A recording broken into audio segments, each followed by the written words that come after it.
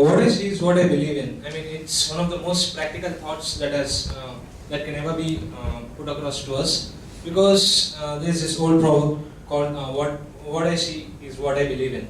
I mean, it's one of the most practical lines that I've ever come across. Because if you ask a person who has not seen anything, or if there's something that's of a large magnitude and you want people to believe it in, then unless and until they see it, they won't believe it.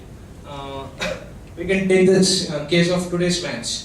I mean, no one would have even predicted that India would chase down a target of 320 within 40 overs, but they did. And suppose I'm a diehard cricket fan, and if someone was to come and tell me that India had won within 40 overs, then I might say, "Are you kidding?